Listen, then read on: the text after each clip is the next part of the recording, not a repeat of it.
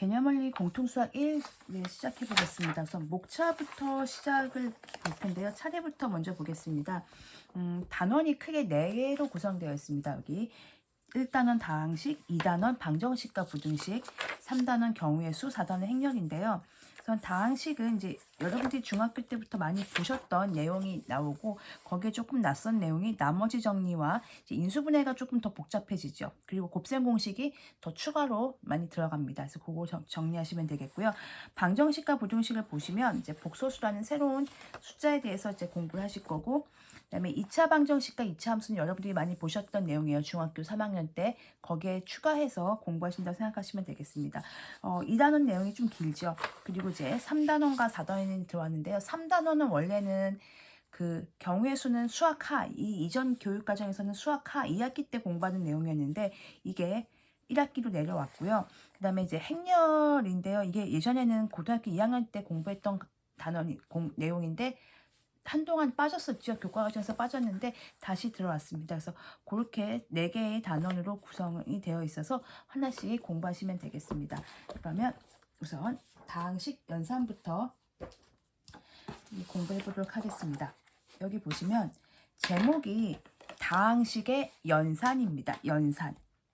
우리가 연산하면 떠오르는 게 있죠. 그렇죠? 덧셈, 뺄셈, 곱셈, 나눗셈을 할 수 있으면 됩니다. 그래서 첫 번째 단원을 보시면 다항식의 덧셈과 뺄셈에 대한 얘기가 나와요. 그리고 두 번째가 곱셈인데요. 곱셈이 조금 어렵죠. 곱셈하고 곱셈 공식을 보시면 곱셈 공식 변형까지 이렇게 해서 요 세 가지가 곱셈에 대한 얘기가 되겠습니다. 여기가 덧셈과 뺄셈에 대한 얘기가 되겠고요. 그리고 마지막으로 나눗셈까지 정리를 하시면 다항식의 연산에 대해서는 다 공부를 하는 거죠. 이제 거기부터 시작을 해보도록 하겠습니다. 그러면 여기 보시면 다항식의 덧셈과 뺄셈의 페이지를 또 여시면 또 어떻게 구성되어 있냐면요. 그 개념을 이해를 우선 제가 설명을 드리는 방법은 우선 요 기본 이론을 먼저 설명을 드리고 그다음에 나오는 개념 확인하기 문제를 풀어본 다음에 필수 예제와 확인 체크를 푸는 순서로 진행을 하겠습니다. 우선 덧셈과 뺄셈인데요. 여기 첫 번째 단원 보시면 용어 정리를 먼저 하셔야 돼요. 요게 용어 정리가 정확하게 되시는 게 좋습니다. 그러니까 중학교 때보다 조금 더 복잡해지고 어려워지기 때문에 그럴수록 용어나 개념 정의를 정확하게 암기하셔야 됩니다.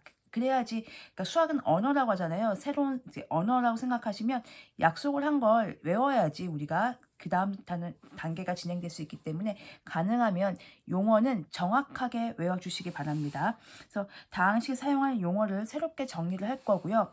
이제 다항식을 정리하는 방법이 있을 거예요. 그 정리하는 방법에 대해서 두 가지 방법이 있는데 그렇게 설명을 드릴 거고, 그다음에 마지막으로 연산, 덧셈과 뺄셈은 어떻게 하는지. 근데 이미 알고 계시는 거예요. 중학교 때부터 많이 하셨기 때문에 그거 반복해서 설명을 드리고, 덧셈에 대한 성질, 교환법칙과 결합법칙이 있다라고 중학교 1학년 때 공부했던 거 한 번 더 정리하면서 진행하도록 하겠습니다. 그러면 첫 번째, 다항식에서 사용하는 용어 정확하게 외우셔야 됩니다. 그래서 여기 제가 2개를 써보겠습니다. 어떤 식 2개냐면요. 거기에 여기 나와 있는 요 식, 우리가 많이 봤던 요 2차식 하나 하고요. 그 아래에 보기에 보시면 이렇게 좀 길어진, 그러니까 차수도 지금 높고 문자도 지금 XY가 2개가 있고 항도 5개 있는 요 식을 2개를 써서 비교를 해보도록 하겠습니다. 자, 중학생용입니다. 중학생용은 x의 제곱 마이너스 5x 마이너스 3 이렇게 쓰고요. 고등학생용 쓰겠습니다. 고등학생용은 그 보기에 있는 이 기다란 식을 쓰겠습니다. 3x 세제곱 더하기 x제곱 y제곱 마이너스 2y제곱 더하기 5xy 더하기 6 이 둘을 써서 중학교와 고등학교의 차이 그리고 비슷한 점, 그러니까 중학교가 바탕이 되는 거죠. 거기에서 추가로 나와서 어떻게 고등학교는 어렵게 변형이 되는가를 이렇게 파악하시면 문제 푸실 때 도움이 되실 겁니다. 우선 용어 정리는 중학교나 고등학교나 다 똑같겠죠. 기본은 다 똑같습니다. 어떻게 어렵게 냈는가를 보시면 되겠어요. 항이라는 건 다항식에 사용하는 용어입니다. 항이라는 건 수 또는 문자의 곱으로만, 중요한 단어 나왔죠? 곱으로만 이루어진 식입니다. 그래서 우리가 중학교 때 뭘 공부했냐면요. x분의 1과 예를 들면 2분의 x가 이렇게 있어요. 그러면 x분의 1은 항이 아니죠. 2분의 x는 항입니다. 왜냐면요. 얘는 x가 나누어져 있고요. 얘는 2분의 1하고 x가 곱해져 있는 거기 때문에 이 친구는 항이 아니고 이 친구는 항이다. 이렇게 공부했던 거 기억나십니까? 그래서 수 또는 문자의 곱으로만 이루어져 있어야지, 이런 식으로 곱으로만 이루어져 있어야지 항이 됩니다. 그리고 그 하나하나 끊어서 항을 분석하는 것이 다항식 연산의 기본이 되겠습니다. 자, 그러면 여기서는요, 항이 어떻게 이루어져 있냐면요. x제곱이라는 항이 있고요. 마이너스 5x라는 항이 있고요. 마이너스 3이라는 항이 있습니다. 자, 왜 이렇게 끊었냐면요. 설명을 드릴게요. 이게 다항식이었잖아요. 다항식은 한 개 또는 두 개 이상의 항들의 합으로 이루어진 식입니다. 합이라 하면요. 이게 뺄셈인데요. 뺄셈이 아니고 합입니다. 원래는 이런 거죠.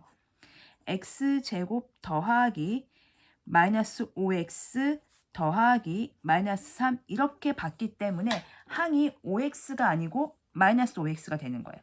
그러니까 이게 5x예요? 마이너스 5x예요? 뺄셈이면 여기 끊어서 읽으면 5x 아닙니까? 하시는 분들도 계시겠지만 약속하기를 덧셈으로 연결된 걸 다항식이라고 했기 때문에 합으로 이루어진 거죠. 그렇게 약속했기 때문에 덧셈으로 끊으면 마이너스 5x가 항이고요.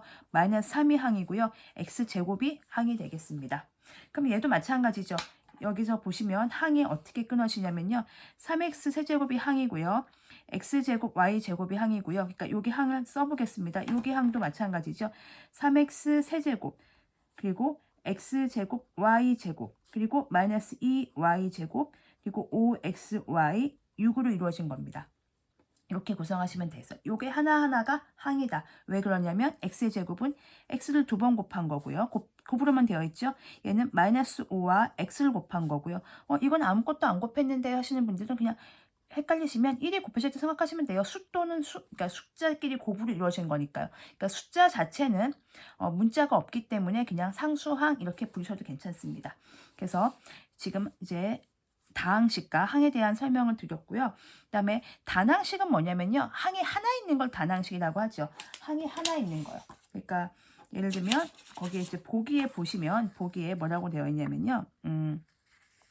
여기 마이너스 5, 3x, x제곱 더하기 xy, a세제곱 마이너스 ab제곱 더하기 2b 같은 식은 모두 다항식이고 이 중에서 마이너스 5 혼자 있죠. 혼자 있죠. 더하기 빼기 없습니다. 3x 혼자 있죠. 더하기 빼기 없습니다. 그러니까 다시 설명을 드리면 이렇게 하실 수 있어요. 여기서 보시면 마이너스 5, 3x, x제곱 더하기 xy, a 세제곱 마이너스 ab 제곱 더하기 2b 이런 건 다 다항식이죠. 곱들이 이루어져 있는 항들이 합으로 이루어져 있기 때문에 다항식인 거고 얘 같은 경우는 지금 보이시면 덧셈으로 이루어져 있죠. 얘 같은 경우도 덧셈으로 이루어져 있죠. 이거 뺄셈인데요. 아까 설명드렸지만 요 식은 어떻게 합니까? a 세제곱의 덧셈에 마이너스 ab 제곱에 더하기 2b입니다. 요게 항들이 지금 곱셈으로만 연결되어 있는 항들이 다시 덧셈으로 연결되어 있죠. 그래서 요런 것들을 우리가 다항식 사실 이것도 다항식이에요. 이거 다 다항식입니다. 근데 그 중에서 덧셈이 없는 이렇게 곱셈으로만 되어 있는 이 친구들을 우리가 뭐라고 하냐면요. 단항식, 뭐 좀 혼자 있다, 이렇게 단촐하다 이런 느낌이잖아요. 단항식 이렇게 생각하시면 되겠습니다. 그래서 이런 거는 다항식이고 이렇게 항이 하나로만 이루어진 식이 단항식이다. 그렇게 정리해 주시면 되겠습니다. 그래서 지금 단항식에 대한 얘기까지 했고요. 다항식, 단항식 설명드렸고요. 그 다음에 차수와 개수에 대해서 한번 설명을 드려보겠습니다. 자, 중학교와 고등학교를 이제 나눠서 이제 보실 텐데요. 차수라는 것은 문자가 곱해진 개수라고 공부했습니다. 문자가 곱해진 개수. 그러니까 중학교 때는요. 문자가 곱해진 개수니까 x가 몇 개 곱해져 있죠? 2개 곱해져 있죠. 그러니까 몇 차입니까? 문자가 2개 곱해져 있으니까 네, 2차라고 쓰시면 돼요. 자, 요 항은요. 보시면 2차 항인 거죠. 2차 항인 겁니다. 얘는 문자가 1개 곱해져 있죠. 그러면 얘는 그러니까 마이너스 5랑 x가 곱해져 있는데 문자 하나니까 얘는 1차 항 이렇게 보시면 돼요. 그리고 얘는 중학교 때는요. 우리가 상수로만 이루어진 항, 숫자로만 이루어진 항을 우리가 상수항이라고 불렀습니다. 그러면 고등학교 때는 어떻게 용어가 복잡해지냐면요. 저기 보시면 여기에 차수에 특정 문자가 곱해진 개수라는 표현이 있어요. 특정 문자가 곱해진 개수, 특정이란 얘기는 뭐냐면요. 특별히 정했다는 얘기입니다. 특별히 정했어요. 너가 문자야 라고 정한 거죠. 그 문자가 곱해진 개수가 항의 차수가 되는 겁니다. 그리고 상수항은 특정한 문자를 포함하지 않는 항. 문자를 정했어요. 그거 빼고 나머지가 상수항이란 얘기입니다. 어떻게 달라지는지 보겠습니다. 그러니까 중학교 때는 문자 보통 하나만 쓰니까요. 그냥 문자가 있는 항이 2차항, 1차항이고 문자가 없이 숫자만 있는 항이 상수항인데요. 고등학교 때는 그게 조금 달라집니다. 그래서 여기 보기 먼저 설명을 드리고 해보겠습니다. 여기 제가 아까 써놓은 식 있잖아요. 여기에서 한번 판단을 해보도록 하겠습니다. 첫 번째, 그리고 개수 설명 잠깐 먼저 하겠습니다. 문자에 곱해진 수, 그러니까 문자를 제외한 나머지를 개수라고 보시면 돼요. 예를 들면 여기 같은 경우는 문자를 제외하면 누가 남죠? 여기가 1이 남죠. 그래서 개수가 얼마가 됩니까? 1입니다. 1은 항상 곱해진다고 생각하시면 되니까요.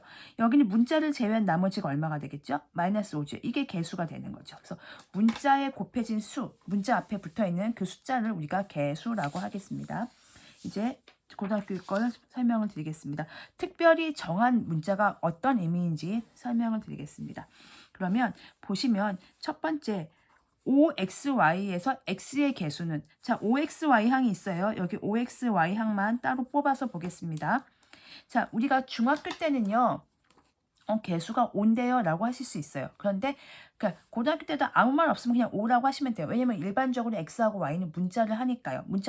문자니까요. 그런데 여기서 보시면 여기에서 X의 개수는 이라고 나와 있죠. X의 개수는 이라고 선언했습니다. 특정한 문자죠. X 너는 특정한 문자야. X를 특정한 문자로 보겠습니다. 그러면 X만 문자 취급하는 겁니다. X만 문자 취급하니까 문자 빼고 남는 게 누구죠? 5y가 남습니다. 자, 보시면 5 곱하기 y 곱하기 x인데요. 특정한 문자 x항의 개수, x의 개수는 바로 5y가 되는 겁니다. 5가 아니고 5y가 되는 겁니다. 이게 특별히 정한 문자라는 뜻입니다. 특정이란 것은 특별히 정했다라고 생각하시면 돼요. 특별히 정했다. 딱찜한 거죠. 자, 보시면 두 번째 거 보겠습니다. 여기에 x에 대한 이란 말이 나와 있습니다.